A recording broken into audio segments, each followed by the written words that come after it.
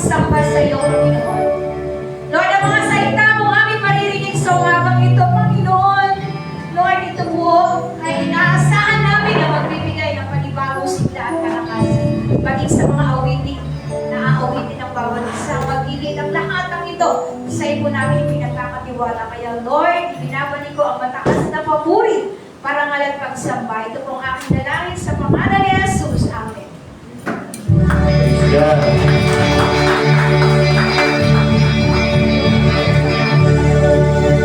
Sabi sa Biblia, ang nalagay po ay, tayo ay, it said in the verse, for in Him we live and move and have our being. As some of your own poets had said, we are His offering. Acts 17:28. Dapat namumuhay na tayo sa Panginoon. Amen? Amen. Siya na ang ating inaasahan, siya na ang ating kasambahin, at wala nang iba. Amen? Kaya nga sinabi sa verse na yun, in Him we live. Dapat ang Diyos ang namumuhay sa ating. Hindi na yung ating mga dating katauhan. Amen? Binabago ba tayo araw-araw sa Panginoon? Amen. Binabago ba tayo? Amen. Let's praise God. Amen? Oh, hallelujah. Hallelujah. Everybody clap your hands. Hallelujah. And move and have our being. And move and have our being. Make a joyful noise. Make a joyful noise. Sing to the Lord. Let love is love. Dance before Him. Make a joyful noise. Sing to the Lord. Let love is love.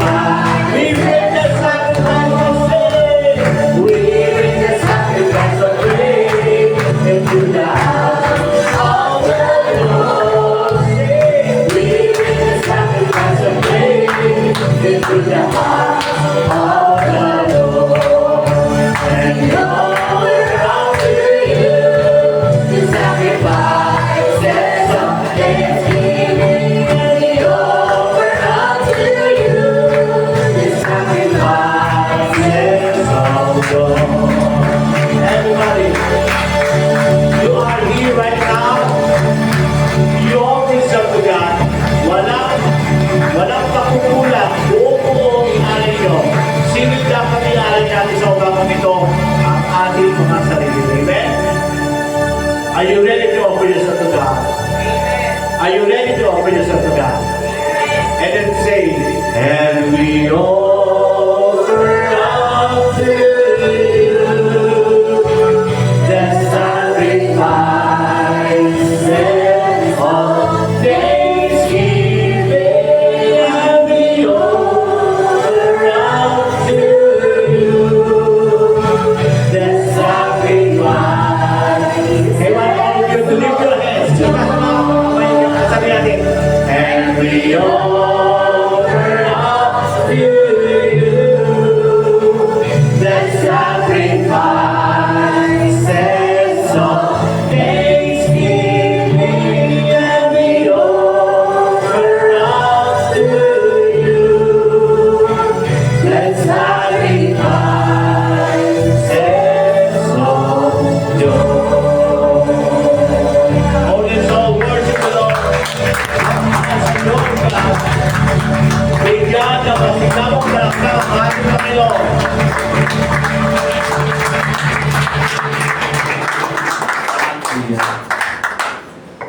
As we adore God,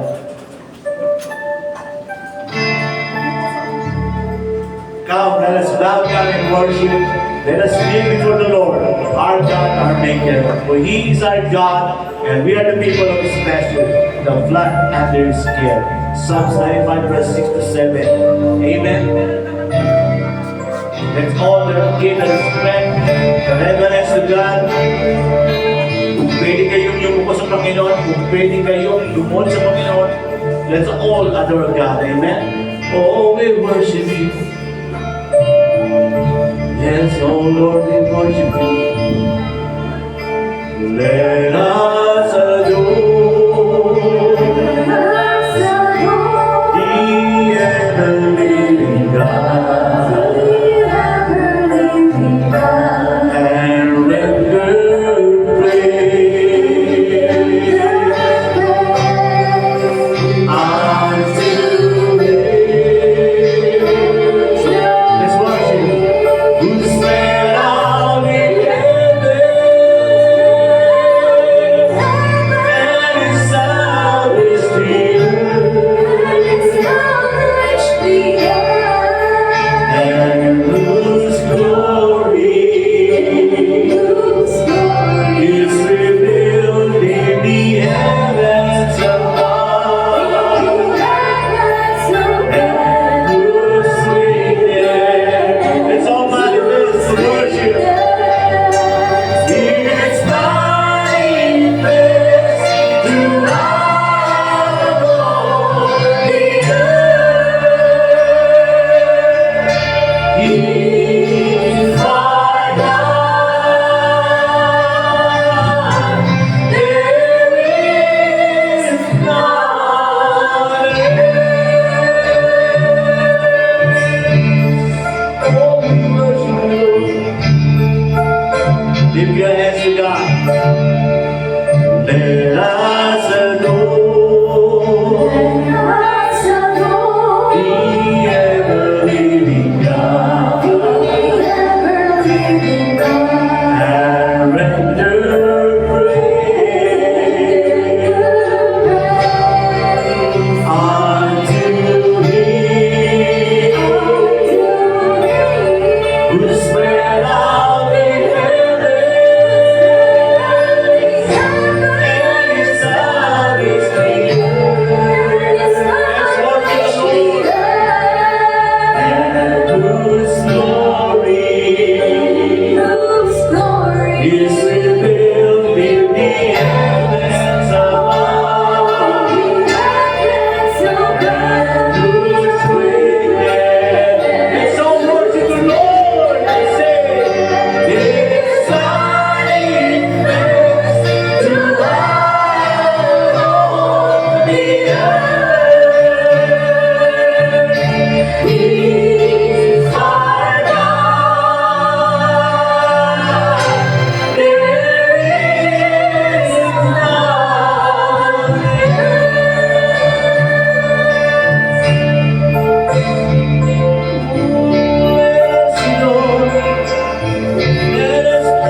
worship God Almighty.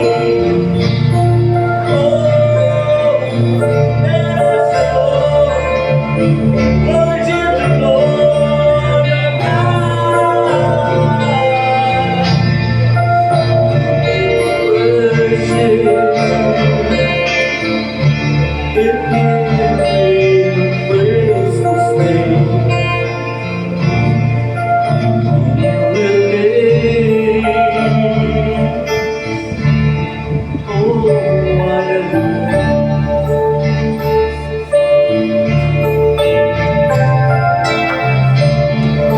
Close your eyes and worship Him. Think of His love. Think of His glory. Think of His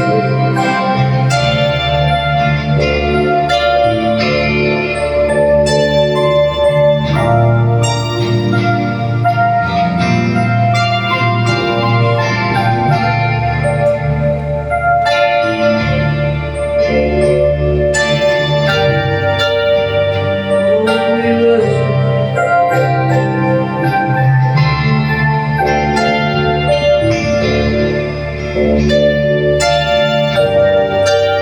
It's all manifest. Let's worship God.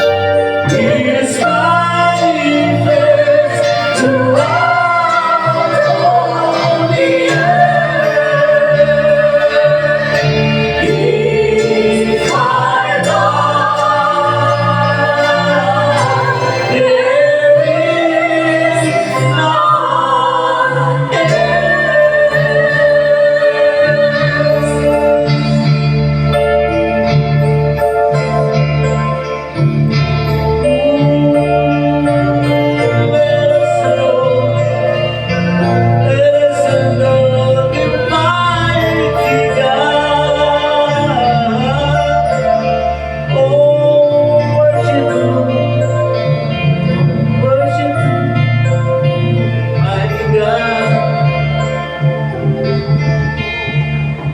He's our God.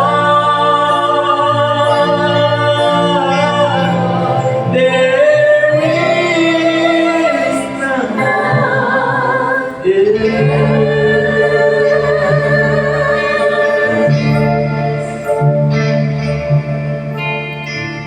I worship you, Almighty God.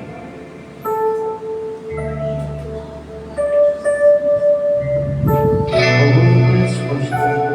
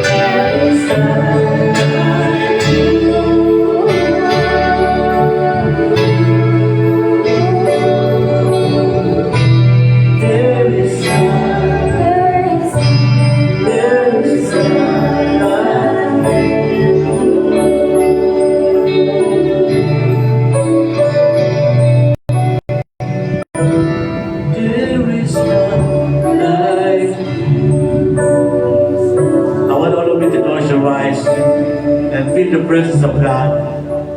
And as we close our eyes, this is our prayer. I want you to sing, I worship you. Dahil ito lang ang dapat natin gawin araw-araw sa ating buhay.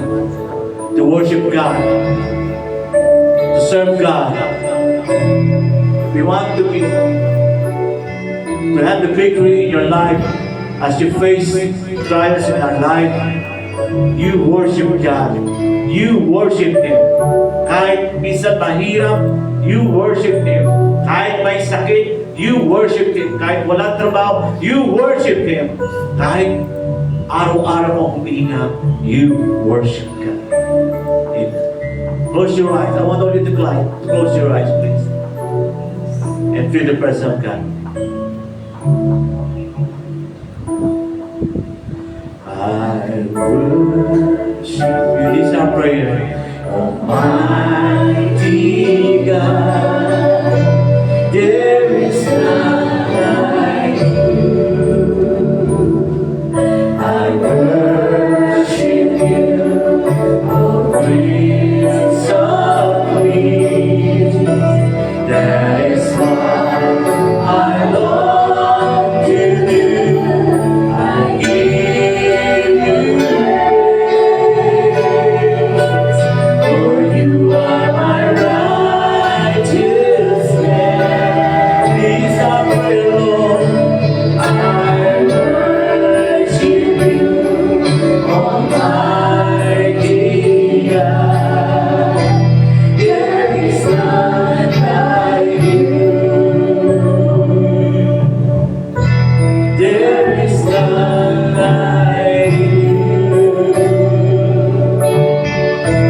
There is none like you.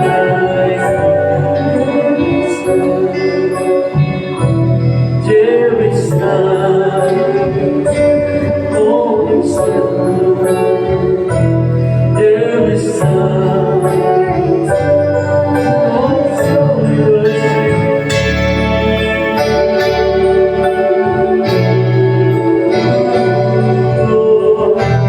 there is none. There is none like you.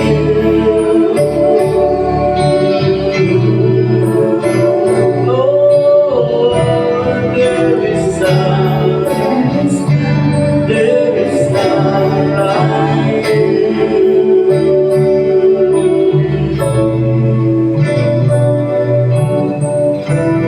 There is none like you, Jesus.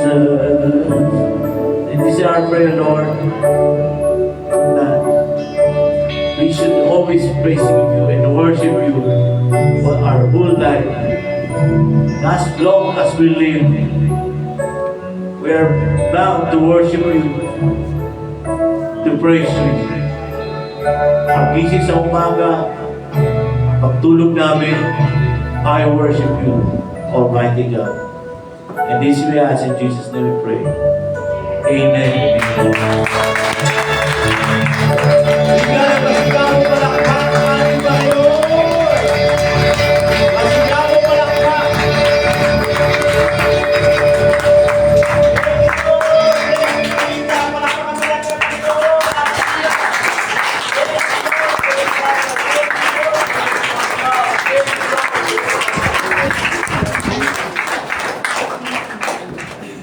Thank you, God. If we clap our hands, it is a symbolic that you really honor God as God of your life. Hindi dahil sa binibiyayaan ka, kundi pinapalakpakan natin siya dahil siya ang Diyos ng iyong buhay. Amen ba? Amen. So, bigyan natin ng masigam palakpak. Ang ating Panginoon, siya ang Diyos ng iyong buhay. Palakpakan!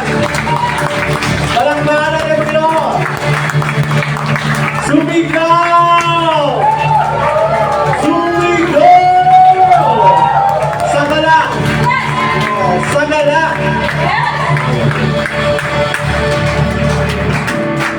Ngayon, sa awitin itong In Him We Live, dapat nakikita sa ating buhay Kristiyano sa ating buhay. Amen? Kasi kaya in Him we live, ibig sabihin si Lord nabubuhay na sa'yo. Sino gusto na mabuhay sa Kanya ang ating Panginoong Jesucristo? Taas ang kamay. Taas ang kamay at ipalakpak mo sa Panginoon. Wala ka Panginoon. Nabubuhay ka sa akin. Amen? Kapag nakita ng mga ibang tao na si Kristo ay nabubuhay sa iyo, maraming maliligtas. Amen? So, sa ating pagbabatian, aawitin natin in Him we live, makita niyo kung gaano kamahal ang bawat isa dahil nabubuhay si Kristo sa iyong buhay. Amen? So, makita niyo ang bawat isa ay ang Diyos ay nabubuhay sa atin. 1, 2, hallelujah! Pati natin na lumabas pa rin sa inyong mga buwan. In Him we live.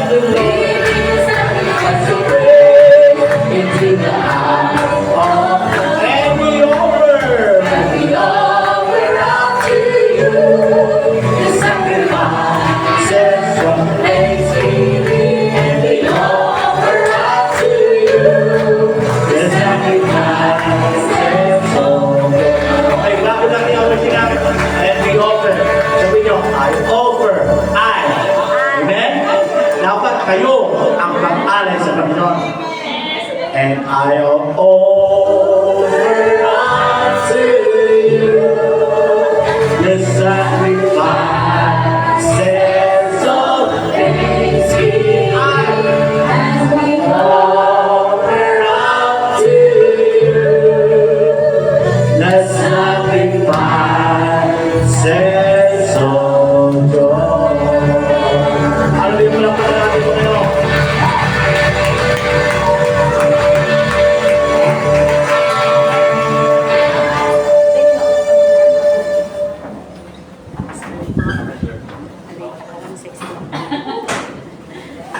Amen.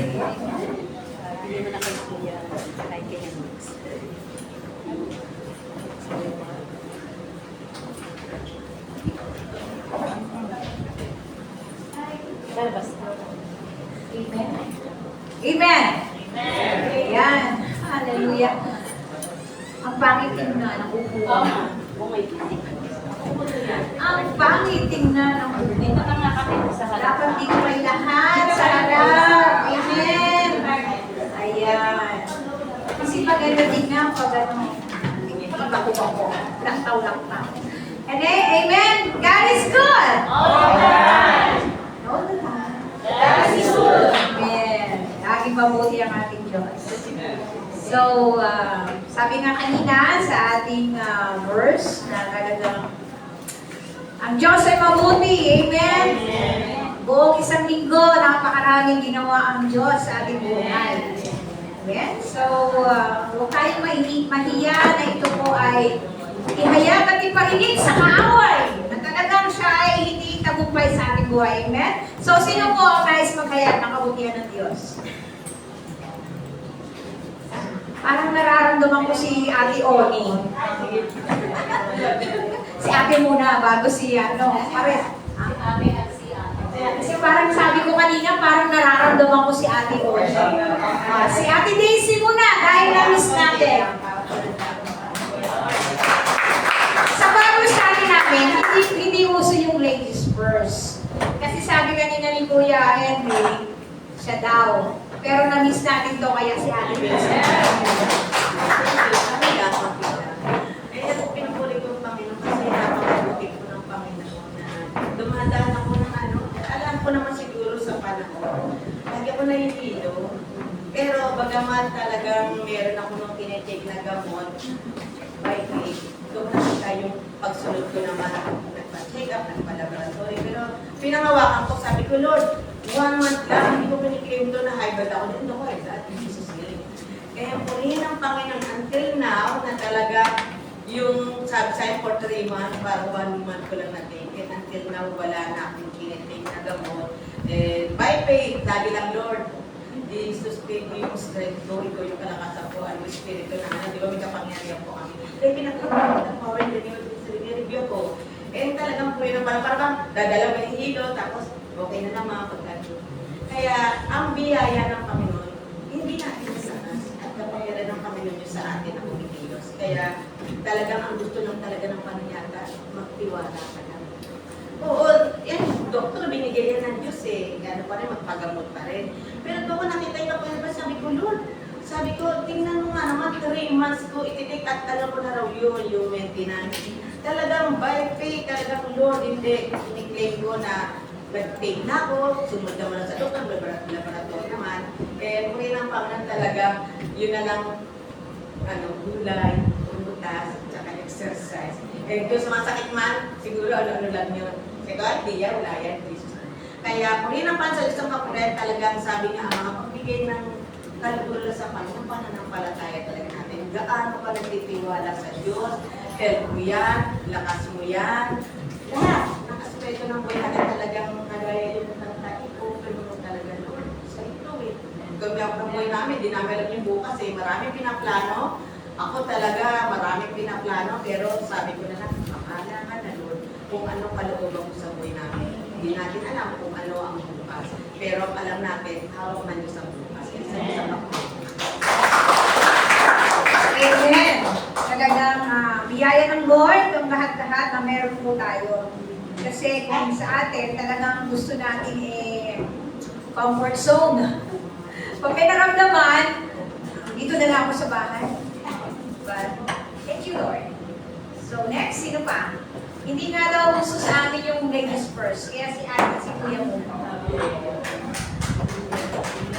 Sabi po, gusto kong magpasalamat sa Panginoon dahil nung nakaraling ko po na parang nahirapan akong huminga. Parang kahit wala akong ginagawa, humihinga ako.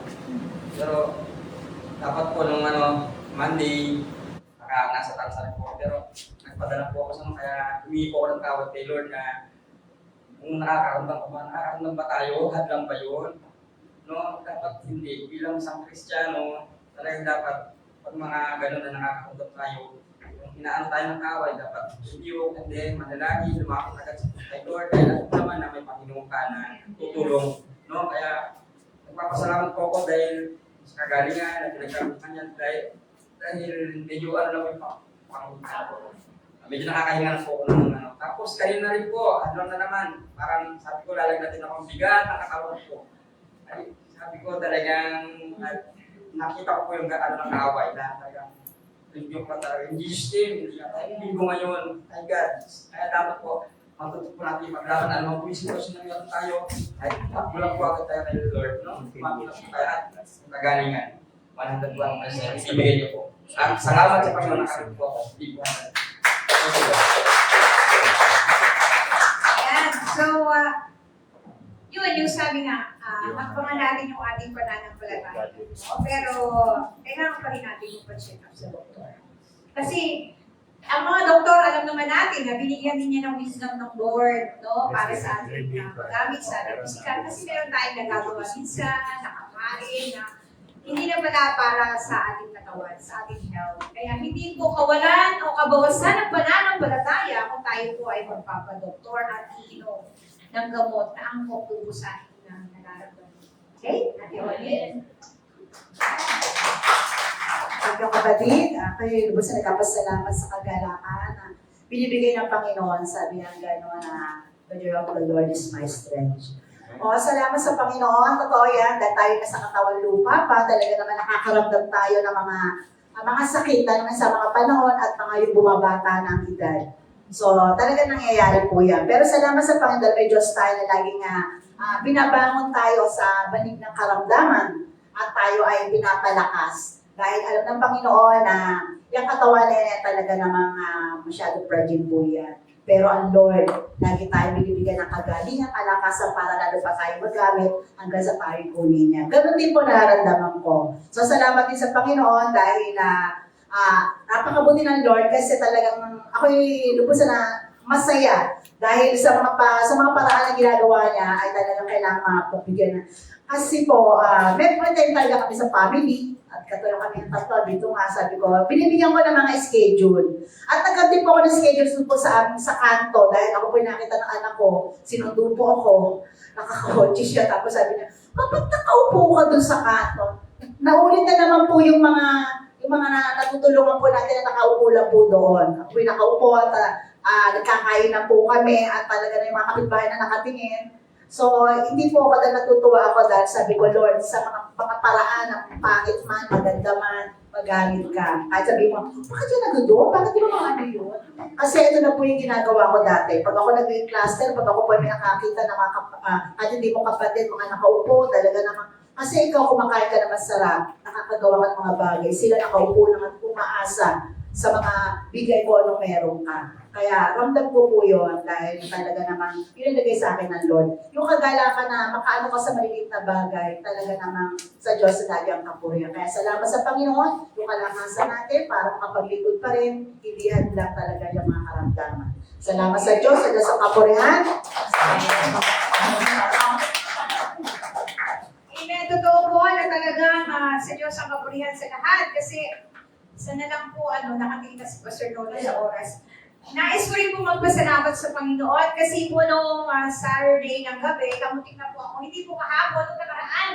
Kamuting na po ako ma-hospital kasi talagang tumindi yung sakit ng aking tiyan. But ito po ay aking na ipatotoo na sa PCD and sa Midway. Gusto ko lang po talagang patuloy na pasalamatan ng Diyos sa aking buhay. Kasi po nung nagpa-blood camp po ako, panibagong resulta na puro pula na naman. Pero sabi ko nga, siguro nasanay na lang. hindi ko na siya ininda, hindi ko na inintindi. Talagang kakaiba yung anniversary na pala noong May 30 ng aking operasyon, 4 years na. At doon, bumalik yung naramdaman ko nung before po ako ma-operahan. But sabi ko, Lord, hawak mo aking buhay. At hindi, talaga nung gabi na yun, nagpipray ako. At alam ko, binigyan ng Lord kami ng time na dalawa para mag-pray ako talaga na, Lord, meron akong sinang, meron akong church, aatin ako ng church, meron talagang specific hiningi ko sa Kanya. Akala ko po hindi ko masusurvive yung Sunday. Nung nandito po ako talagang, hindi pa rin po maganda yung pakiramdam at purihin ng Panginoon. Sa Diyos ang kapurihan na talagang siya lang po yung aking kagalingan. Until now, nararamdaman ko po yung kagalingan na ipinagkakaloon ng Panginoon. Amen. Sabi ko pa, sa Diyos ang kapurihan, in His presence, there is healing. Mas gusto ko po sa presensya ng Panginoon. Kahit pinararamdaman, hakbang lang. Kasi yun po yung may papakita natin na talagang ipinaglalaban natin yung pananampalataya natin. Sabi nga ni Kuya Henry, maaaring hadlang po yung nakaaway. Paano hindi tayo makadalo sa gawain ng Panginoon? Hadlang ng kaaway para hindi natin magawa yung ipinapagawa ng Diyos sa atin. But purihin ng Panginoon na ipakikita ng Lord. Dahil yun po yung sinabi ko, Lord, ipakita mo sa amin ang anumang gawa ng kaaway sa aking buhay. upang patuloy kitang mabigyan ng kapurihan at hindi yung aking sarili. Kaya salamat sa Panginoon mga kapatid na ngayon po, pinalakas po ako ng Panginoon. Kaya at tayo po ay nadako na sa mga espesyal na bahagi ng gawain ito, ang pakikinig ng salita ng Diyos. Are you ready? Are you ready to bless? To be blessed. Kaya tinatawagan po natin ang ating mahal na Pastor Nonon para po sa salita ng Diyos.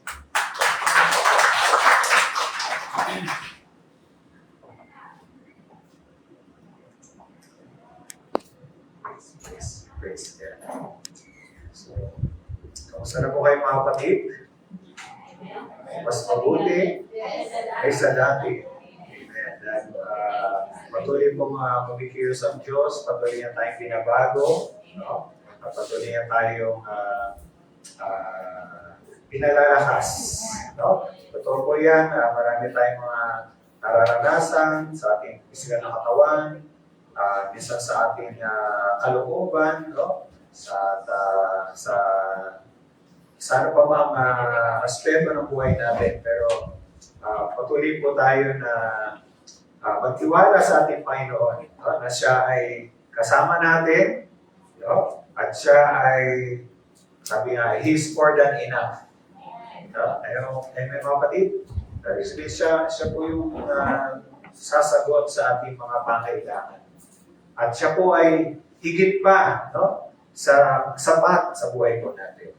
So, sa umaga po ito ay nais ko rin po siguro ipaalala na patuloy pa rin po tayong manalangin. Ipanalangin po natin mga kapatid natin. Alam natin na dumadanas ng pagsubok sa kanilang pisikal na katawan. No?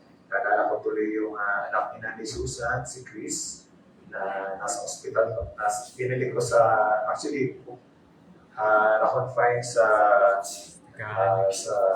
dati sa PGH, ngayon sa district, tawag natin district. Pero may tawag na dyan sa hospital ngayon. At of course, patuloy natin pag-pray si Pastor Nam. At ipanalangin po natin mga kapatid natin na nawala ng mahal sa buhay. Kahapon po ay nag-conduct po ako ng funeral service para po kay sa Mudong family. No? Dahil si Tatay Sining po ay pumanaw na. No? Kung naalala niyo po si Nanay Lourdes, no? Gustong-gusto talaga niya makadalo, sabi na kahapon, pero kaya na talagang bantayan si Tatay Sining. No? At hirap, sabi nga doon niya, hirap na hirap talaga siya sa pag-aalaga kay Tatay. No? At, pero ngayon ay meron na pong pagkakataon para makasama natin ulit si Nanay Lourdes. Amen? No? Praise God. So, siyempre, alam na rin, yung nabalitaan niyo po yung lolo din ni Mr. Nicole ay pumanaw na. So, patuloy po natin panalangin po yung mga kapatid po natin. No? At malaki po ang may tutulong ang ating panalangin. So, tayo pong lahat ay tumayo at isa rin po mga kailangan natin panalangin ay ang ating bansa. Hindi na ako magbibigay ng mga detalye, pero basta patuloy na po natin panalangin yung nangyayari lalo na sa Senado. At patuloy natin talagang hilingin na ang kalooban ng Diyos ang mangyayari po sa ating bansa. Amen? Tayo manalangin. Maraming Ama, muli po sa umaga ito, kami lumalapit sa inyo. Kinikilala, Panginoon, na sa aming sarili lamang, O Diyos, kami ay mahina, kami, Panginoon, ay may mga kakulangan, may mga limitasyon. Pero salamat, O Diyos, dahil kayo po, Panginoon, ang aming Ama na handang pumuno ng aming mga pangailangan, handang sumaklolo sa amin, sa aming mga pagsubok, mga problema na kinakaharap. Salamat po, Ama. At salamat, Panginoon, dahil kami ay parating nakalalapit sa inyo, parating kami, Lord, na may kalayaan na maghayag ng aming mga pangailangan sa inyo, O Diyos. At hindi lang po sa amin, maging sa aming mga kapatid, sa aming mga mahal sa buhay at maging sa aming bansa, Panginoon. O Diyos, dalayan po namin na patuloy po na iunat niyo po yung makapangyarihang kamay at inyo pong pagalingin ang mga kapatiran po namin, lalo tigit malipod niyo, katulad po ni Pastor na Panginoon, at maging Lord yung anak ni Nanay Susan na si Chris, at maging Panginoon ang ibang mga kapatid ko na narito ngayon, at maaaring yung mga hindi po nakadalaw dahil sa karamdaman. Lord, abutin niyo po silang lahat. Patuloy niyo, Panginoon, na ipakita na talagang kayo ay Diyos na makapangyarihan, kayo ang Diyos na nagpapagaling. Panginoon, kayo rin po ang Diyos ang patuloy na magbigay ng kaaliwan niyo sa mga kapatiran po namin na nawala ng kalamahal sa buhay. Alam po namin, Panginoon, na kayo ang Diyos ng lahat ng kaaliwan. At kayo, Panginoon, magbibigay ng kapayapaan at ng kapanatagan sa puso nila. Na nandoon, Panginoon, ang pag-asa nila na kalamamang sa buhay na ay nasa piling nila, Panginoon. Tinatasin po namin sa inyo ang aming bansa. Darahin po namin, Panginoon, na patuloy po na ang katwiran niyo, O Diyos, ang magtaguyod sa aming bansa. Sabi niyo nga, Lord, righteousness exalts a nation. Darahin po namin, Panginoon, na tulungan niyo po ang aming mga namumuno na sila, Panginoon, ay makaranas ng pagbabago sa kanilang buhay na may dudulot lamang na aming Panginoon Jesus. Dahil alam po namin, Panginoon, lahat ng mga problema ito na aming namamalas at nababalitaan, Panginoon, tayo kayo lamang po ang magbibigay, Panginoon, ng kasagutan, ng pagbabago, Panginoon. Dalayan po namin, lalo po ang aming Senado, ang aming mga senador, Panginoon, patuloy po, Diyos, na kayo maghari sa buhay nila. Kayo, Panginoon, ang tumulong sa kanila na ang kanilang mga hakbang, ang mga desisyon ay naayon lamang po sa iyong kalooban, Panginoon. At alam mo pong ginagawa ng kaaway na panggugulo, O Diyos, ay aming sinasawata, sinisira sa pangalan namin, Panginoon Jesus. Panginoon, kayo po maawa po sa aming bansa. Hayaan niyo po, Panginoon, na ang layunin niyo sa aming bansa, ito po ay maging bansa na kung saan magmumula ang maraming mga lingkod niyo na maghahayag ng iyong mabuting balita ay patuloy na matupad, Panginoon. That truly the Philippines will be a missionary sending nation, Panginoon. A nation that will bless other nations, O God. Panginoon, tulungan niyo po kami na parati kaming manalangin. At huwag kami, Panginoon, madala, Panginoon, sa anumang galit, anumang naghaharing emosyon, Panginoon, sa aming mga kababayan, Panginoon. Tulungan niyo po na ang Banal Espiritu lamang po ang patuloy na kumontrol sa amin at maging sa aming mga pinuno. At maging sa ganito, Diyos, dahil po na kayo patuloy na usap sa bawat isa sa pamamagitan po ng iyong salita ng iyong Banal Espiritu. At itago niya po ang lingkod sa likuran na iyong kalulatian. Salamat po, mga banal, at amin naman pinagkakatiwala at sa dalito sa iyong kamay.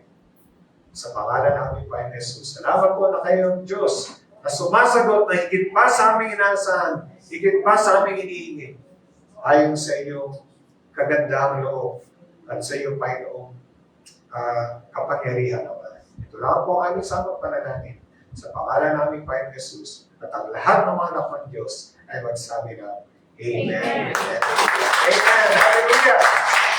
Hallelujah. Hallelujah. Bago po tayo mo po, ay basahin po natin ulit yung ating pinaka-text sa ating mensahe na pinagdatang transform through trials.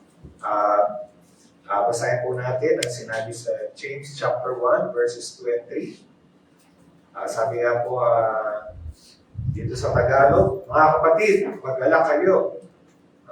Kapag kayo ay tumaranas ng iba't ibang pagsubok, sino rito ang mga iba't ibang pagsubok?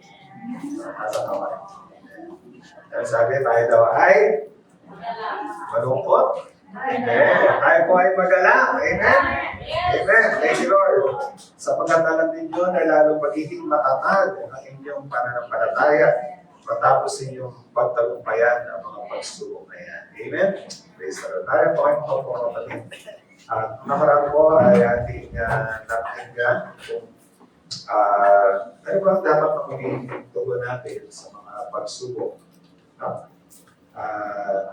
At maraming sinasabi ang salita ng Diyos na dapat na tugon natin sa pagsubok at malinit itong mga salita ng Panginoon natin. Ito ay taliwas sa ating natural na reaksyon pag may dumating na pagsubok sa atin. Una, nakita natin noong nakarang linggo na we should have an attitude of acceptance. Kailangan po na ating tanggapin yung mga pagsubok na pinahintulugan ng Diyos na dumating sa atin. Ibig sabihin natin na tanggapin ay kilalanin natin na bagamat maring hindi maganda yung pagsubok na yan, pero kilalanin natin na yan ay dumaan sa palad ng ating Panginoon. Yan ay pinahintulutan ng Diyos dahil alam niya na una, alam niya na kaya natin yan sa tulong niya. Amen? Amen, mga kapatid? At alam niya na yan ay may tutulong na kabutihan sa atin. So, yun ang una. At sabi nga natin, ang kapalitan rin ito yung ating anggihan, yung pagkintawag na refusal, o kaya yung avoidance. Gusto natin iwasan, gusto natin mawala na kaagad. No? Yung pagsubok, gusto natin na, o kaya minsan tayo lumayo. Diba? Pero, hindi po yung makakatulong sa atin. Dahil merong ang layunin ng Diyos, kaya pinahintulot na yun sa buhay natin. Pangalawa, nakita natin na dapat tayo, we need to have an attitude of submission. Tayo ay kailangang magpasakop sa ating Diyos. No? Ang kabaliktaran nito ay rebellion. Upang tayo ay magrebelde sa ating Panginoon. No? Magkaroon tayo ng sabihin natin yung paring yung iba nagtatampo. No? Yung iba ay talagang nagagaling pa, no? Sa Panginoon. No? Dahil sa nangyari sa kanila. So iwasan din po natin yan. At dito na po tayo sa pangatlo at yan po yung binasa natin kanina. Nasabi nga, we need to have an attitude of rejoicing. Huh? Now, sabi mo maaaring yan ay talagang aliwas sa ating natural na reaksyon. Siyempre, pag mayroong pagsubok sa buhay natin, ang unang reaksyon natin ay, siyempre, malulungkot tayo. Diba? O kaya, madi-discourage tayo. Pero, nasabi ng Panginoon sa atin, at maraming beses na binigit sa Biblia na tayo ay magalak. We need to rejoice. Bakit? Dahil merong layunin ang Diyos. Kaya dumating yung pagsubok na yun sa atin.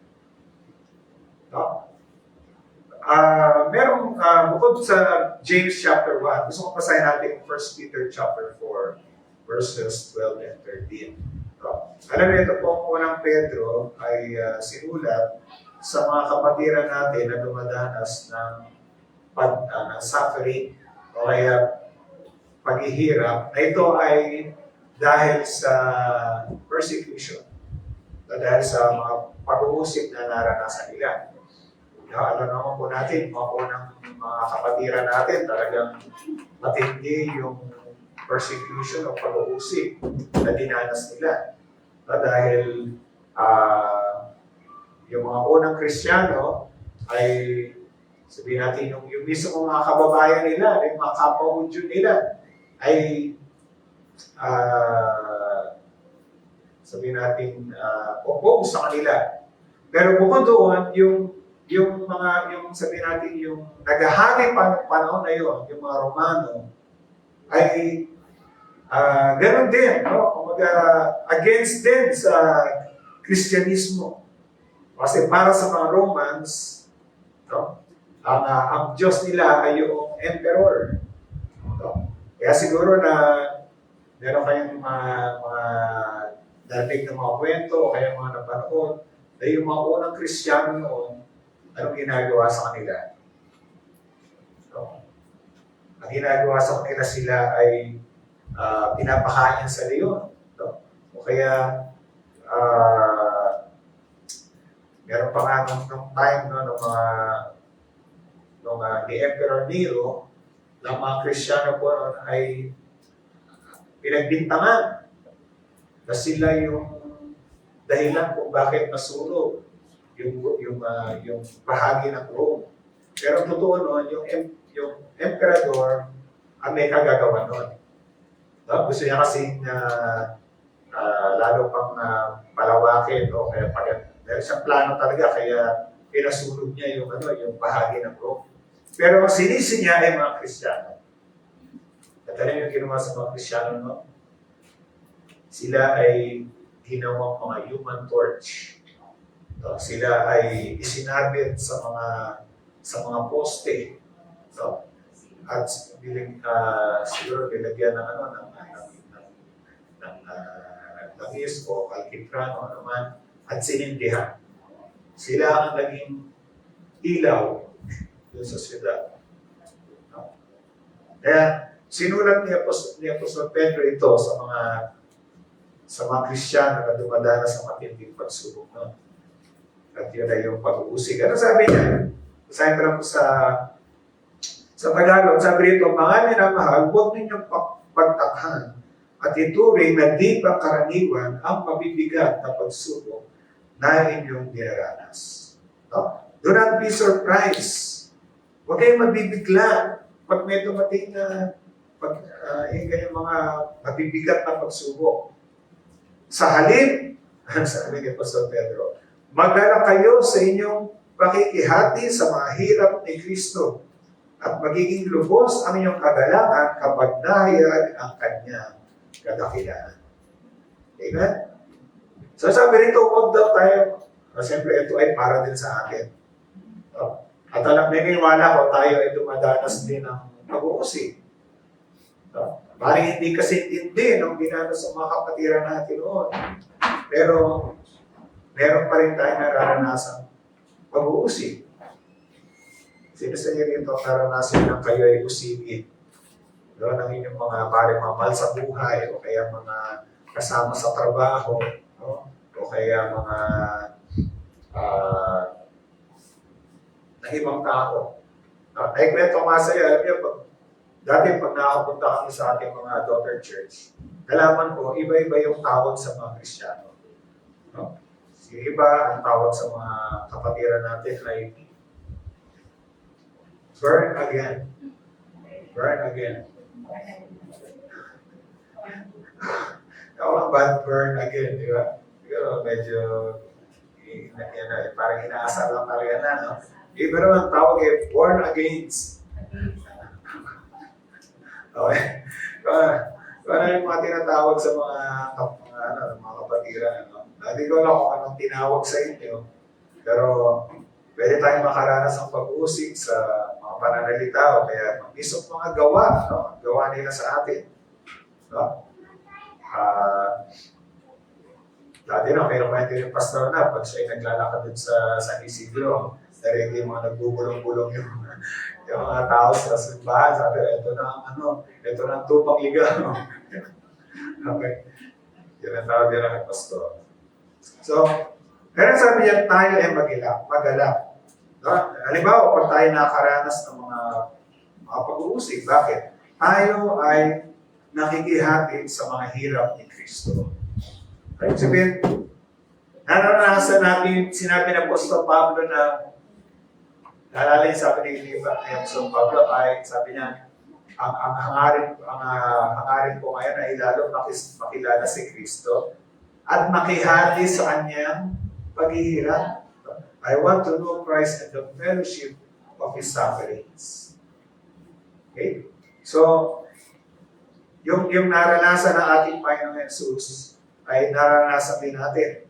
At yun ay pakihati natin sa kanyang hirap. At sabi nito, magiging lubos ang ating kagalakan kapag nayag ang kanyang kadakilaan.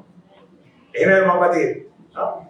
So, sabi ni Apostol Pedro, magalak tayo pag dumadanas tayo ng mga mabibigat na pagsubok. Now, merong isang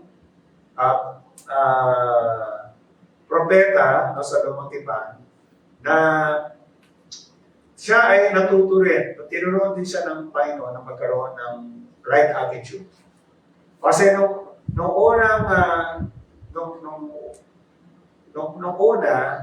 nakita niya yung nangyayari sa mga kababayan niya, umaangal siya kay Lord. No? Sabi niya, Lord, bakit mo hinahayaan yung kasamaan? No? Na lumaganap. At bukod doon, nangusap ang Lord sa kanya na gagamitin ng Panginoon yung kalaban nila para sila ay hatulan. No? So, umangal ulit siya sa amin, Lord, bakit yung gagamitin itong unrighteous nation na ito laban sa amin. Hanggang pinakita ng Panginoon sa kanya na may layunin siya kung bakit kanyang hinahatulan yung kanyang bayan. No? At sino ba yung tinutukoy ko na ng propeta na yan? Naalala niya? No? Naalala niyo ba? Siya yung sumulat ng pinakamahabang libro sa Bible. Ha? Sino siya? Yung sumulat ng pinakamahabang libro sa Bible. Sino yan? Sino? Magagaling din sa ano. Sino yan? Si Habakuk. Okay. Si Habakuk. Joke lang yan. Okay. At sabi ni Propeta Habakuk, makikinig siya sa Panginoon. At doon na nausap ang Lord sa kanya. Kaya bandang huli, itong sinabi niya. So buksan niyo po ang inyong Biblia sa Habakuk chapter 3. Okay. Medyo mahirap na hanapin, John ng may kanang Habakuk, Zephaniah, Haggai, Zechariah, Malachi. So pagkatapos ng Nahum, okay, sabi rito ni Propeta Habakuk sa verses 17 and 18, sabi niya, bagamat hindi namumunga ang punong igos at hindi rin namumunga ang puno ng ubas, kung ang pamumunga ng uligo'y mabalang at walang anihin sa mabukirin, kahit mamatay ang mga tupa sa kulungan at daanan ng salot ang bakahan sa mga silungan. Ang sabi niya, verse 18, mananalig pa rin ako kay Yahweh. No? Sabi niya, mananalig pa rin ako kay Yahweh, ako'y magagalak dahil sa Diyos ng aking kaligtasan. So sabi niya, I will rejoice in the Lord and I will be joyful in God, my Savior. So, hindi yung kanyang sabihin natin, sinabi na yun. Sabi niya, kahit wala na raw, kahit di na mamunga yung mga puno, no? At wala nang aanihin, mamatay na yung mga tupa, no? Pagkaroon ng salot, magagalit pa rin daw siya kay Lord. No? Masabi rin kaya natin yun. Masabi kaya natin na pag wala na tayong makain, di ba? Wala tayong mapagkakitaan, no? Masabi pa rin ba natin na mananalig tayo sa Panginoon at magagalap tayo sa Diyos? Magagawa ba natin sabihin yun? No? Tutulungan tayo ni Lord. Amen, mga kapatid? Bakit? Dahil sabi niya sa verse 19, ang Diyos na si Yahweh ang aking lakas, tumatakbo akong simbilis ng usa, at iniingatang ligtas kahit sa kabundukan. Okay? Kaya yung nasabi ni Propeta Habakkuk, dahil alam niya na ang Diyos ay God is sovereign. Ang Diyos, siya pa rin ang may kontrol ng lahat ng bagay. Kaya kung meron mang nangyari sa buhay natin na hindi maganda, hindi ibig sabihin na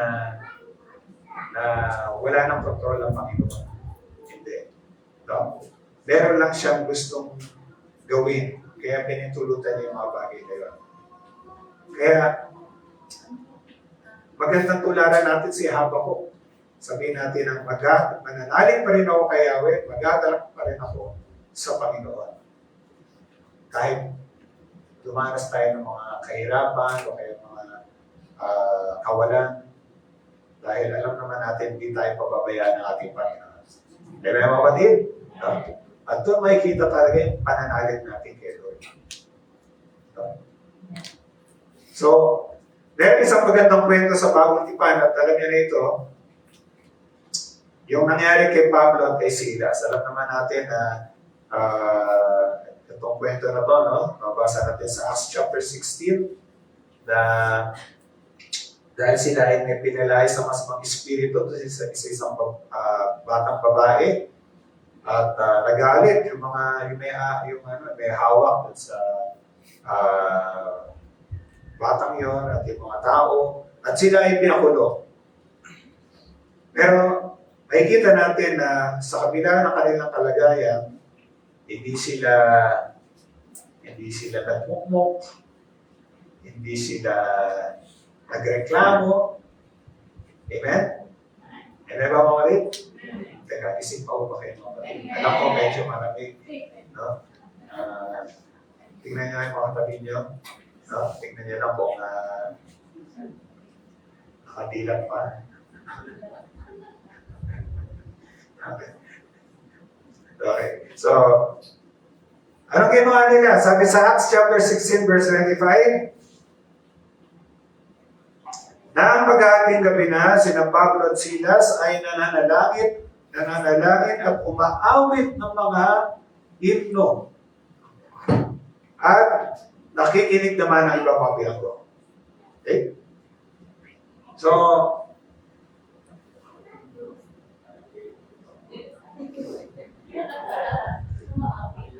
naalala ko tuloy si Pastor Richard Workbrand. Di ba napagit ko na sa inyo?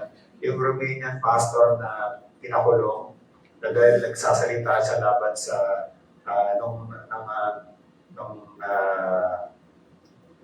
yung nag-rule na sa bansa nila, mga komunista. No? So, talaga nagsasalita siya laban sa komunismo. At dahil doon siya ay dinakip at siya ay pinakulong. No? Sabi niya, ginagawa daw nila sa kulungan, umaawit sila. At ang instrumento nila ay mga chains. Yung yung mga nakakabit sa kanila, yun ang ginagawa nilang instrumento. Amen? No? So, parang yan din yung ginagawa ngayon nila. No? So, sila ay nagaganap pa rin. Amen? At dahil sa kanilang pagpupuri at pananalangin, gumawa ang Diyos ng dakilang bagay. Siya ay nagpadala ng, ako lang no, pero lumindol, di ba?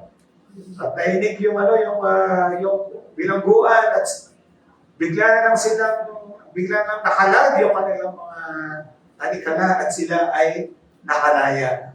Amen? Dahil naniniwala ko yun ay bunga ng kanilang pananampalataya sa ating Panginoon. Alam nila na hindi sila mababayaan ng ating Panginoon. So, ganyan din ba tayo mga kapatid? Siguro kung tayo ay nakulong, at ewan ko lang kung magagawa natin yan. No? Pero I believe by the grace of God, tuturuan pa rin tayo ni Lord na mag-anak sa Kanya.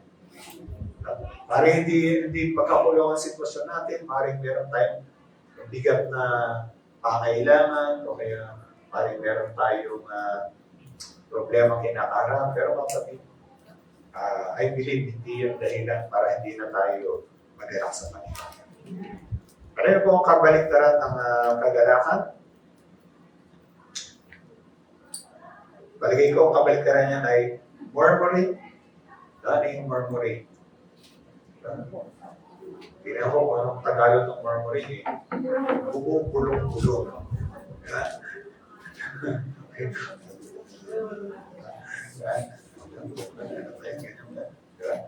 Okay, ano pa? Complaining, pag-amal. Okay? Palagay ko, nagagawa pa rin natin yan, di ba? Minsan pag talagang hinihirapan na tayo, di ba? Umaangal na tayo, di ba mga kapatid? No? O kaya, awa sa sarili. Di ba? Kasi naawa tayo sa sarili natin. No? Parati na lang ako kung ganito. Parati na ako naghihirap. Parati na lang ginagawa nila ito sa akin. Now, yan po ang attitude ng mga Israelita nung sila ay nasa ilang. Mabasa natin sa Numbers chapter 11, verse 1 to 6. Basahin lang natin, ano? Kaya natin binabanggit yung mga kabaliktaran na yan para alam natin kung iiwasan natin. Saglit lang po. Okay, so, Numbers chapter 11. Ay, mapalad pa nga tayo ngayon eh. Kasi nung panahon yung mga Israelita ay nasa ilang, tingnan sabi dito, dahil sa hirap na dinaranas, nagreklamo ang mga Israelita. At dahil dito nagalit si Yahweh at pinaulanan ng apoy ang isang gilid ng kanilang kampamento. Kaya nagmamakaawa kay Moises ang mga Israelita at agad naman itong dumulog kay Yahweh at dinid naman siya at pinatay ang apoy.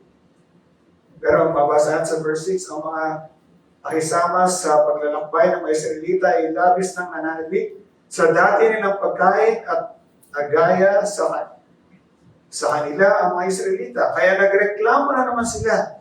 Sabi nila, kailan pa ba tayo makatikim ng masarap na pagkain? Mabuti pa sa Ehipto. Doon, isang hiling lang namin ay mayroon ng agad chicken joy. Wala chicken joy dito. Mayroon ka agad isda, pipino, pakuan, sibuyas at bawang. At dahil dito naman walang makain, kundi mana. Diba? So, ano sila? Nagre-reklamo sila. At dahil sila ay mareklamo, nagagalit si Lord sa kanila. Amen? No. Eh, may na lang ngayon, hindi na nagpapadala si Lord ng apoy. Ayun, talaga napaka-gracious ng ating bayan. Pero iwasan po natin yan.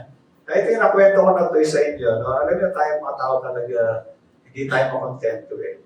Sa Mexico, meron daw isang lugar doon na meron daw mga spring, no? Or main spring. Parang may mga bukal, no? Sa bansang Mexico na ang lumalabas na tubig ay mainit at malamig. No? Imagine niya, no?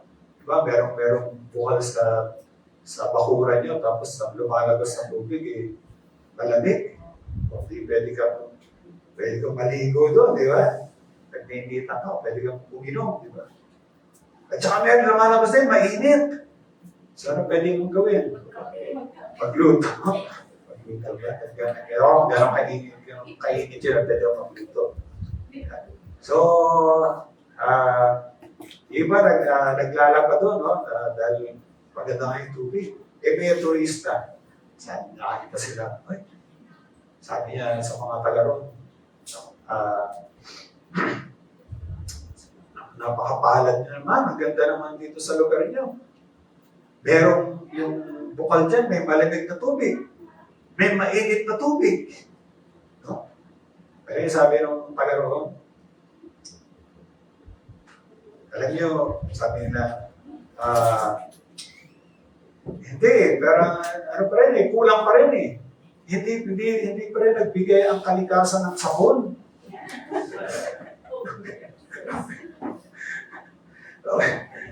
Walang daw ng sabon. Okay. Okay na si Mother Nature, nagbigay ng tubig, malamig, mainit, pero wala namang sabon.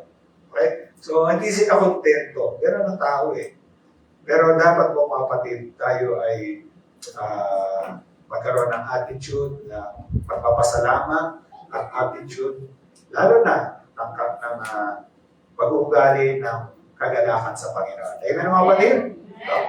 Now, alam ko lang kung magagawa lang natin yan sa biyaya ng Panginoon. Pero, kasi pag tayo ay nagagalak, sabi nga sa Biblia, ang kagalakan ng Panginoon ang ating kalakasan. So tayo pinalalakas ni Lord pag tayo ay nagagalak. Okay? Okay. Susunod ang attitude of faith and trust. Pananampalataya at pagtitiwala sa Panginoon. Katulad ng pinakita nila Apostol Pablo, 2 Corinthians chapter 1, verses 8 and 9. Ang sabi niya mga kapatid, ibinabalita namin sa inyo ang mga kabigatian at dinanas namin sa Asia. Napakabigat ng aming dinanas, ano pat nawala na kami ng pag-asang mabuhay pa. Akala namin dumating na ang aming oras, ngunit nangyari yon upang huwag kami manalig sa aming sarili, kundi sa Diyos na bumubuhay sa mga patay. Okay? So, meron siyang binabanggit dito ng mga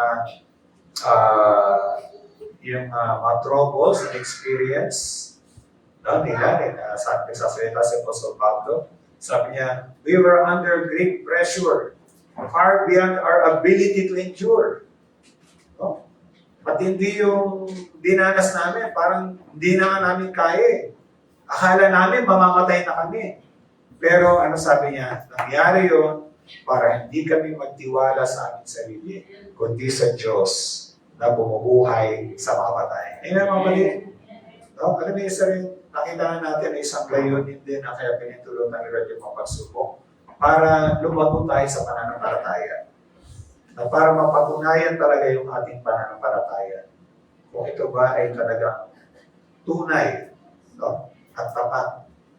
Na kahit parang taliwas, no? Yung ating naranasan sa alam nating pangako ng Diyos sa atin, pero magtitiwala pa rin tayo sa ating Panginoon. Bakit tayo kailangan magtiwala sa Panginoon? Dahil alam po mga kapatid, may mga pangako ang Diyos sa atin. Mga pangako o panghawakan natin kapag tayo ay dumadaan sa mga mabibigat na pagsubok. Nagsulat na ako noon, may binigyan akong ilang mga pangako ng ating Panginoon. Una, nangako siya ng kanyang katapatan sa atin. Sabi sa Hebrews chapter 13 verse 5, alam na natin yan. Ano sabi ng Panginoon? Hindi niya tayo iiwan at hindi niya tayo mababayaan. No? I will never leave you nor forsake you, sabi ng ating Panginoon. Ibig sabihin, parati siyang tapat sa atin. At pinangako niya ang kanyang presensya. Isaiah chapter 41 verse 10, alam na natin yan. Sabi ng Panginoon, ako isa sa iyo, huwag kang matakot. Ako ang iyong Diyos, di ka dapat mamabakan ni naman. Palalaksi kita at tutulungan, iingatan at iniligtas. Amen? Kung tayo man ay hayaan ng Panginoon na dumaan sa pagsubok, hindi man niya tayo ilayog sa pagsubok na yun, pero maasahan natin na sasamahan tayo ng Panginoon habang dumadaan tayo sa pagsubok na yan. Naalala niyo yung tatlong mga kabataang Hebreo? Sa aklat ni Daniel, naalala niyo yan? Diba? Diba? Yung mga kaibigan ni Daniel, na hindi sila sumamba doon sa imahe na pinagawa ni Haring Nebuchadnezzar. At dahil doon, sila ay pinatapon sa apoy. No? At sabi nga doon, pinainit pa yung apoy na yun ng ilang beses? 7 beses. Nasa sobrang init yung naghulog sa kanila doon ay namatay. No? Pero sila ba ay nasunod? Hindi. At namangha pa si Haring Nebuchadnezzar dahil nung tumingin siya sa apoy, hindi lang 3 nakita niya, meron pa siya kahit ng isa, nasabi niya na parang siya ay parang anak ng Diyos. No? Nagdilad Diyos. At yun yung walang iba kundi ang ating Panginoong Jesus. Amen, mga kapatid? No? Kaya asahan mo natin, anuman ang dadaanan natin mga pagsubok, asahan natin na hindi tayo iiwanan ng ating Panginoon. He will be with us and He will see us through that trial. Sasama niya tayo hanggang malampasan natin ang pagsubok na yan. God also is sovereign. Isa pang pangako ng Panginoon, alam na natin yan, Romans chapter 8 verse 28. And we know that in all things God works for the good of those who love Him, who are called according to His purpose. Alam natin sa lahat ng bagay, ang Diyos ay gumagawang kasama ang mga nagmamahal sa Kanya, ang mga tinawag ayon sa Kanyang panukala sa kanilang ikabubuti.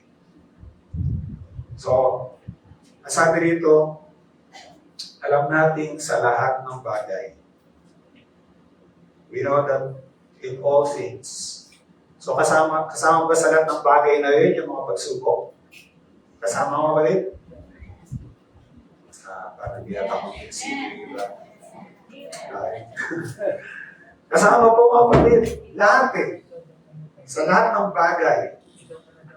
No? Kahirapan, pag-uusig, sabihin mo na kung ano yung mga negatibong mga karanasan na yan. Kasama yan sa all things na sinasabi dyan.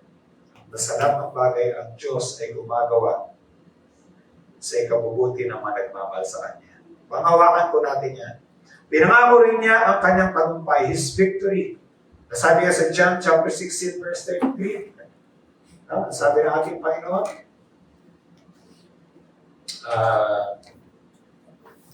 basahin ko na lang sa Tagalog at sabi,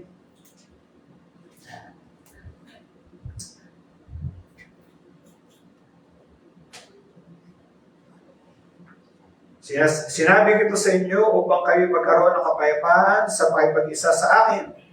Mayroon kayong kabigatian dito sa sanlibutan. In this world, you will have tribulation. Ngunit takasan ninyong loob na pagtagumpay ako na ang sanlibutan. Amen? I have overcome the world. Kung ang Panginoong Jesus dapat napagtagumpay niya na ang sanlibutan, at ang Panginoong Jesus ay nasa buhay na natin ngayon, hindi rin kaya tutulungan tayo ni Lord na magtagumpay? Amen? No? Yun ang pangako ng Panginoon sa atin.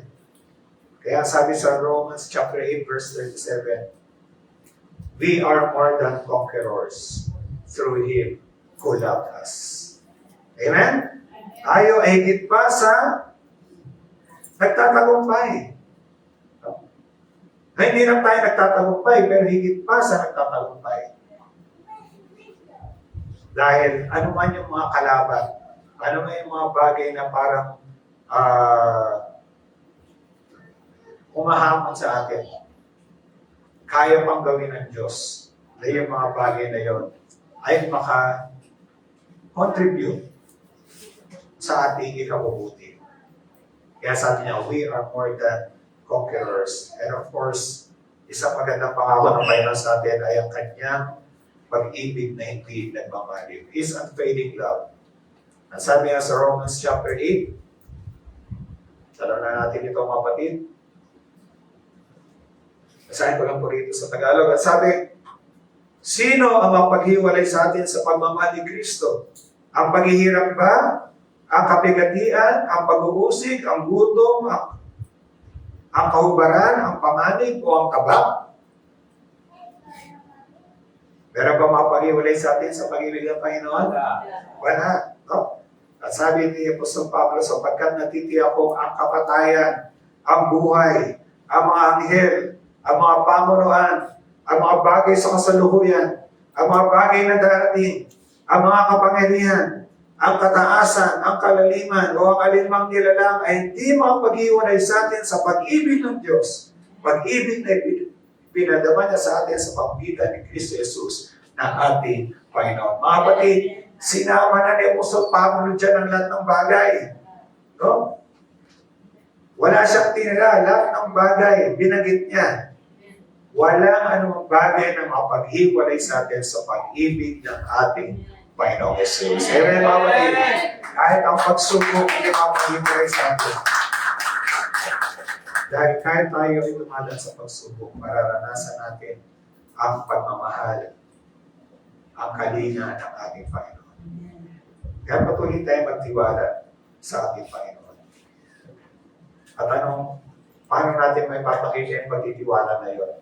Manalangin tayo. Manalangin tayo. At maghintay tayo sa Panginoon. No? Let us pray and let us wait on the Lord. Maghintay tayo sa kasagutan. Maghintay tayo sa tagumpay na bibigyan ng ating Panginoon. Thank you. Anong kabaliktaran nito?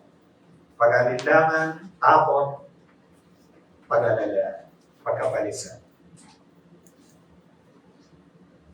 Ikalima, faithfulness.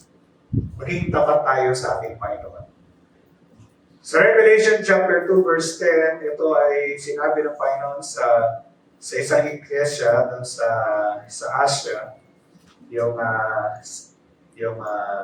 church sa Smyrna.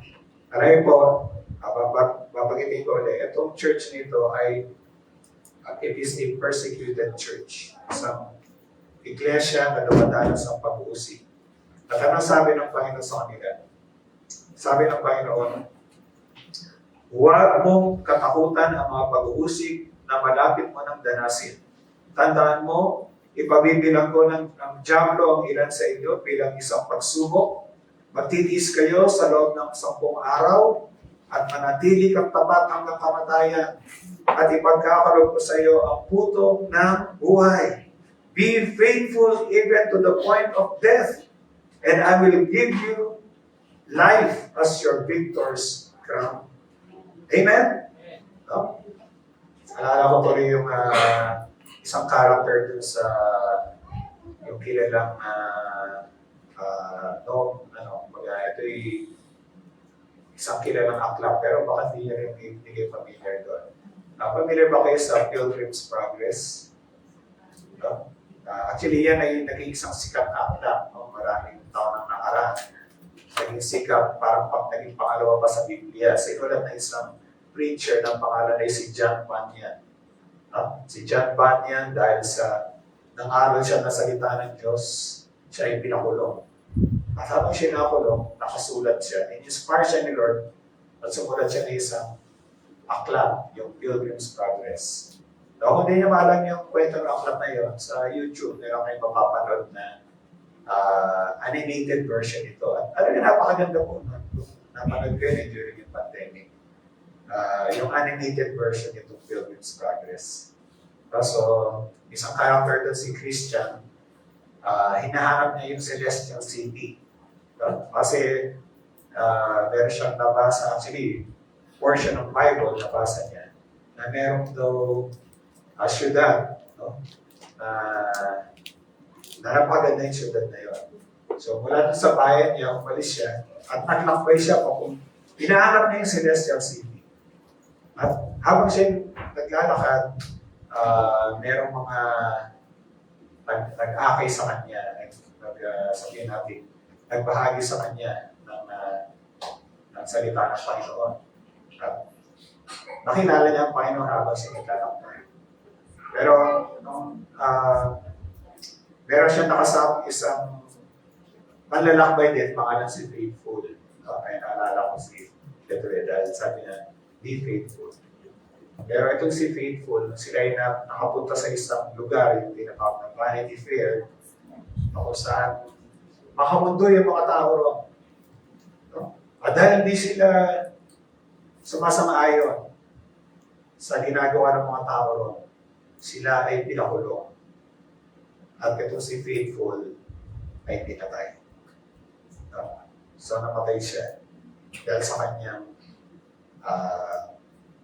pagtayo para sa Panginoon. No?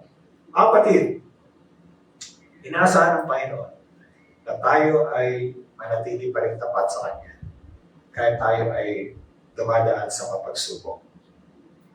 Amen, mga kapatid? Hindi yung dahil dumanas tayo ng matinding pagsubok, ayaw na tayo kay Lord. Manlalamig na tayo. Ayaw na natin umattend ng church. Diba? Ayaw na natin manalangin dahil sa tingin natin parang walang nangyayari sa ating panalangin. Huwag ganun, mga kapatid. Sabi ng Panginoon, be faithful. Be faithful. 1 Peter chapter 4, verse 19. So then those who suffer according to God's will should continue to do good. So kung tayo man ay dumadaan sa kahirapan, ayon sa kalooban ng Diyos, sabi rito, patuloy pa rin tayong gumawa ng mabuti. Amen? So, sabihin, gawin pa rin natin yung nakalulugod sa Panginoon. Huwag tayong maging complacent. No? Huwag tayong manlamig. At lalo higit, huwag tayong magrebelde sa Panginoon. At pinakauli, hindi lang ako matatapos, we need to have that desire to glorify God. Kung dumadaan na tayo sa pagsubok, ang maging hangarin pa rin natin ay mabigyan natin ng kalwalatian ang Diyos. Katulad ni Job. Sarap natin nangyari kay Job. No? Nawala yung lahat ng kabuhayan niya sa isang iglap. Nawala yung lahat ng mga anak niya sa isang iglap. Pero ano ang kanyang naging reaksyon? Sabi sa Job chapter 1 verse 20, at this Job got up and tore his robe and shaved his head. Then he fell to the ground in worship. Amen? So, siguro tayo, pag yun ang nangyari sa atin, dumating yung balita na biglang nawala yung lahat ng ating kayamanan at namatay ang ating mga anak. No? Ano kaya magiging reaksyon natin? Kaya po apat sabi niya. Pero si Job, ang ginawa niya, siya ay nagpatira pa. At siya ay sabi ron, siya ay nagpuri pa rin sa Panginoon. Amen, mga kapatid? Amen, sabi niya, the Lord gave, the Lord has taken away. Blessed be the name of the Lord. Blessed be the name of the Lord. I believe yun ang gusto ng Panginoon. Hindi yung pagduman tayo sa matinding pagsubok, kung ano-ano yung mga lumabas sa labi natin laban sa Panginoon. Na hindi na natin siya, nawala na yung ating paggalang, nawala na yung ating pagpapahalaga sa Kanya. Kailangan hangarin pa rin natin ay malawalhati ng Diyos. Pwede natin siguro sabihin, Lord, panalangin ko, kahit dumadaan ako sa pagsubok ako, kayo pa rin ang mabigyan ko ng kapurihan. Kayo pa rin ang maluwalhati. Sa gitna ng pagsubok dito. I believe, natutuwa pa yun ang pagdala ng ating magiging attitude sa Kanya. So, bilang pangwakas, tayo ba ay dumadaan sa isang mabigat na pagsubok na yun? Huwag tayong mawala ng pag-asa. No? Dahil pinintulot tayo ng Diyos, dahil meron siyang nais gawing mabuti sa atin. Tumugon tayo sa paraan na malulugod ang Diyos sa atin. At kung gagawin natin yun, matatanggap natin yung gantimpala na kanyang inihanda para sa atin. Pero maaaring dumadaan ka rin ngayon sa pagsubok, pero hinaharap mo yun sa sarili mong lakas, sa sarili mong karunungan. Ba't hindi ka lumapit sa Panginoon? At isuko mo ang buhay mo sa Kanya. Hayaan mo siya maging Panginoon at tagapagligtas ng iyong buhay. Hayaan mo na siya mag-control ng iyong sitwasyon at samahan ka hanggang sa malampasan mo yung pagsubok na yan. Ibig sabihin, ba't hindi mo ibigay ang buhay mo sa Panginoon ngayon kung hindi mo pa nagagawa? Amen? Amen. So siguro hanggang dito lang muna tayo ngayon. Actually, inisip ko na simulan na rin yung kasunod nito, pero I think next Sunday na lang. Kasi, alam niyo, naniniwala ko isa rin ginagamit ng Diyos para tayo ay baguhin yung kanyang pagdidisiplina sa buhay natin. So, ayan po magiging topic natin next week. Transform through discipline. Alam ko, yung topic na yan ay marami tayong mga hindi naunawaan sa bagay na yan. No? Pero o kaya parang hindi natin gustong pag-usapan, pero kung makikita natin ang layunin ng Diyos, yan pa rin ay para sa kabutihan natin. Amen? So yan po ang topic natin next Sunday. So tayo po ulit ito ngayon, tayo manalangin. Hallelujah. Panginoon, maraming salamat po sa pagpapaalala niyo po sa amin kung paano kami dapat mabuhay sa mga pagsubok, sa mga trials and tests na dumarating sa buhay namin. Tulungan niyo po kami, Lord, na magkaroon kami ng attitude of rejoicing, an attitude of faith and trust sa inyo, an attitude of faithfulness, and a desire, Lord, to glorify you. Panginoon,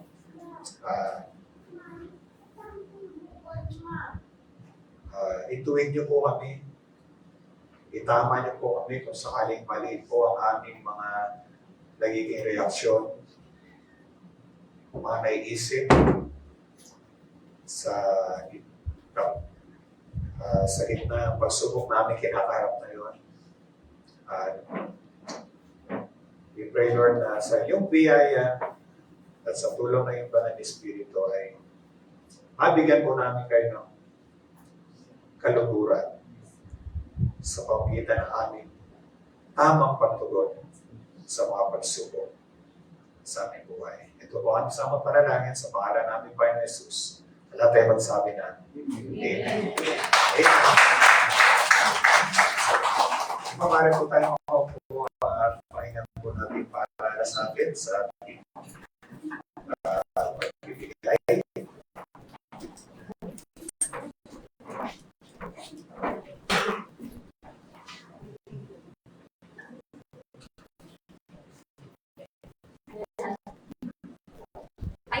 Ngayon ay umabot na sa ating pagbigay. So, pagbibigay sa ng verse, sa 2 Corinthians 9 verse 7, sabi po dito, ang bawat isa ay dapat magbigay ayon sa kanya siya.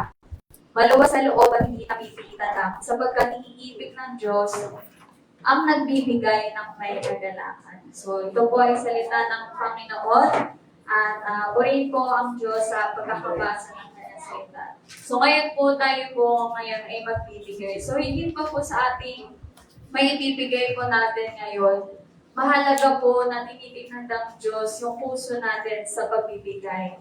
Ayan, nakita din po natin na talaga yun nais ng Diyos, yung maluwag sa ating loob. Hindi tayo napipilitan, kusa tayong nagbibigay, at wala tayong hinihinging kapalit. So, dito po sa context po dito na yung mga unang Kristiyano po ay talagang generous po sila sa kanilang pagbibigay. Sa bawat isa, yung tulong-tulong po sila. Hindi po dahil yung sa sarili nilang kakayahan, sa sarili nilang mga lakas, kundi sa binibigay po ng kasaganahan ng Panginoon sa kanila. So talagang nagiging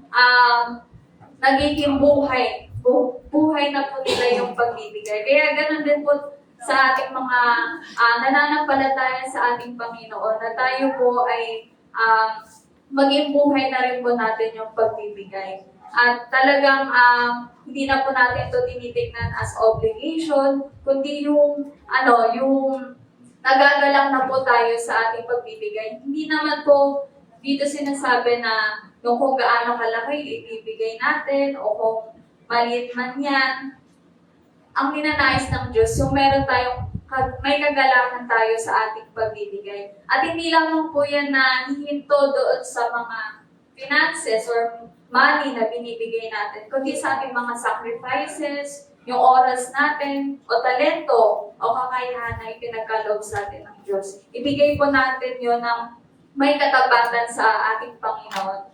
And tayo po ay makikita po yun ng bawat isa sa atin at ang pasasalamatan po nila yung ang ating Panginoon at mas lalo pa tayong sasagana sa kanyang mabubuting gawa at kasaganahan. Ayan. So tayo po ay magbigay sa Panginoon ng merong kagalakan.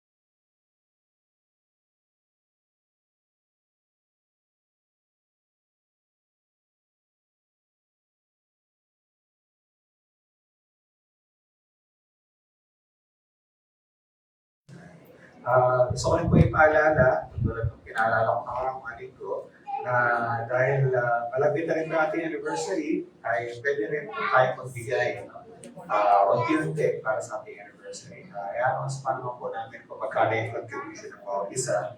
Pero as early as now, pwede na po kayo magbigay. Okay?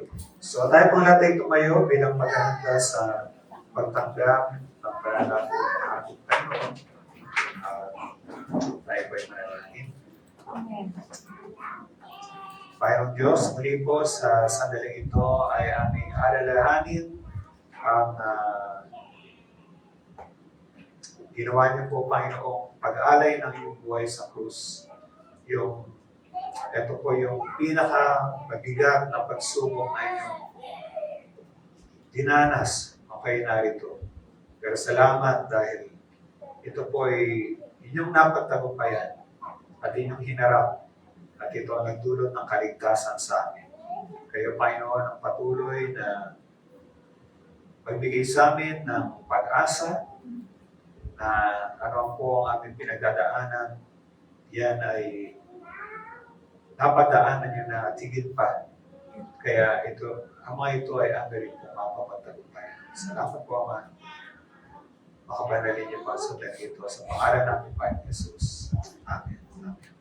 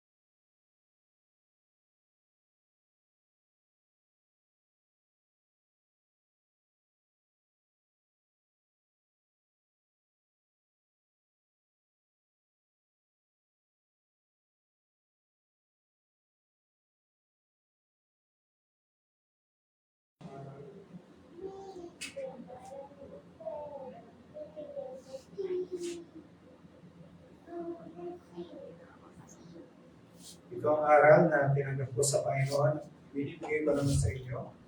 Ang Panginoon Jesus, nung gabing siya ay pagkanulo, ay dumampot ng tinapay. At pinagpira-presento at sinabi, ito ang aking katawan na inihandog para sa inyo. Gawin niyo ito bilang pag-alaala sa amin. Ang tinapay na hawak natin ngayon ay simbolo ng katawan ng ating Panginoon Jesus. Na ito ay pinahirapan at ito ay namatay doon sa krus bilang kabayaran sa ating mga kasalanan. Ang pag-aanay na ating Panginoong Yesus ng kanyang buhay, ito ang nagdulot sa atin ng kaligtasan. At ito rin ang nabigay sa atin ng tagumpay. Kaya sa sandali ito, sa pagkain natin ng tinapay, pasalamatan natin ang Panginoon sa kanyang sakripisyo ng pag-ibig sa atin. At magtiwala tayo na ang Panginoon ang magbibigay sa atin ng tagumpay sa anumang mga pagsubok na pinagdadaanan natin. Kunin natin ang tinapay, kanin natin na may pagpapasalamat.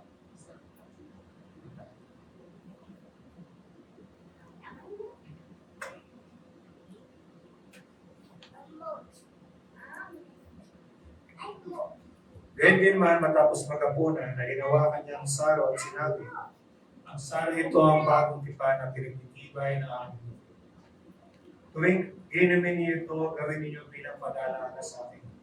Sapagkat tuwing kakain kayo ng tinapay na ito, at iinom sa saro ito, ay pinahayag ninyo ang kamatayan ng Panginoon hanggang sa muli niyang pagbabalik. Ang sarong hawak natin ngayon ay simbolo ng dugo ng ating Panginoong Yesus, na ito ang naging daan upang ating mga kasalanan ay malinis at mapatawad. At ang dugong ito ang patuloy na dumadaloy sa buhay natin, nag-iingat sa atin, at nagbibigay sa atin ng tagumpay mula sa ating kaaway. Sa pag-inom natin ng sarong ito, pasalamatan natin ang Panginoon sa kanyang kapatawaran sa ating mga kasalanan at patuloy natin angkinin ang ating tagumpay laban sa ating kaaway. Inumin natin ang saro na may pagpapasalamat sa atin.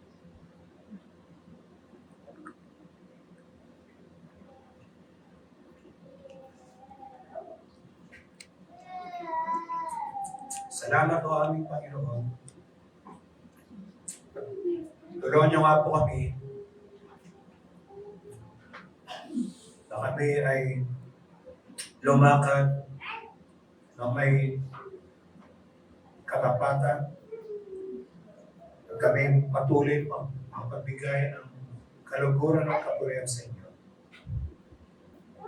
Habang kami ay nabubuhay sa mundong ito at tumaharap sa iba't ibang mga pagsubok. Salamat po sa pag-ibig niyo na kailanman walang mapag-iwalay sa amin mula rito. Ito po ang aming samang panalangin sa pangalan ng Panginoon Jesus. Natin magsabi na, Amen.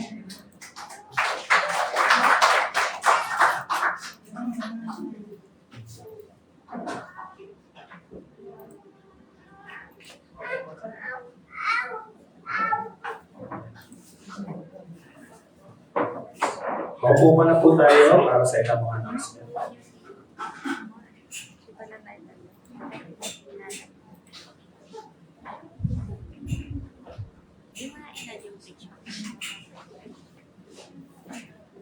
Okay, para po sa ating announcements, dito na lang ako. Higit na talaga. Ayan. Kung tinalang movable itong ating ano. Anyway, alam niyo, hindi gawa ka ng aking darling. Anyway, naalala ko. Ayan, so dapat tayo sa ating announcement. Morning watch prayer meeting. Sabi nga, if we need a prayer, we will pray for you. Ayan, kailangan tayo mag-pray talaga, lalo sa panahon ito. Yan po ay gaganapin sa Saturday, 6 a.m., June 13, dito po sa ating BJCC Worship Center, hosted by Livingstone Cluster. Women of Faith Fellowship, Linggo, Sunday, June 14. Ayan, pagkatapos ng second worship service, dito pa rin po yan sa ating BJCC Worship Center. Nasaan yung mga nanay? Ayan. Gusto lang. Atid mo kayo, kasi ako talaga, willing na willing ako, pero nag-i-history kasi ako sa lingkod sa ano eh, sa sinang. Ayan, water baptism, Sabado, June 20. Kung kayo po ay 30 years old, pataas, of course, born again, at regular attender po dito sa ating BJCC Church sa loob ng 6 na buwan. Anim na buwan at nais magpabautismo sa tubig. Ayan, sino po yung 30 pataas? Na hindi pa na water baptized. Ayan. Mangyari lang na magpatala po kayo sa inyong mga classer leader. So, lahat naman yata na-baptize na. Anyway, ano ito? Victory Jesus Christ Congregation. Akala ko anniversary. Nabitin ako doon na. But anyway, thank you Lord. Sa Diyos ang kapurihan. Sino po ang na-bless ngayong umaga? Salamat sa Panginoon. Tayo po tayo po yung manalangin.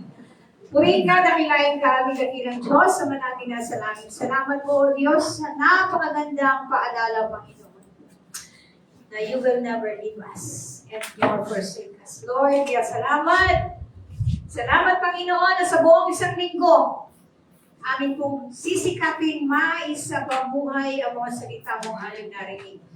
Pakiseryohan mo ito ng iba na nadugo, aming dakilang Diyos, upang ito ay matanim ng malalim sa aming mga puso, at sa aming isip, hindi po namin makalimutan. At sa kabila ng mga pagsubok ang meron kami, hindi mo po kami iiwan. At sinasama mo kami sa parada ng tagumpay na kung saan ikaw, Panginoong Yesus, ang unang nanagumpay sa aming buhay. Kaya salamat po sa umagang ito, Panginoon, na patuloy mo pagpalain ang mga mensaheng aming narinig, maging ang buhay ng aking mga kapatid na naririto sa bawat tahanan at pamilya na sa aming pag-uwi. Gandaan po namin ang aming mga tahanan na naroroon, ang kagalakan, pag-ibig, Panginoon, pagmamahalan at pagkakaisa dahil ikaw ang nag-iisang Diyos na tumata yung ulo ng aming pamilya. Ay salamat po sa iyo namin binabalik ang mataas na papuri, parangal at pagkakila sa uwagang ito. Ito po ang aking dalangin.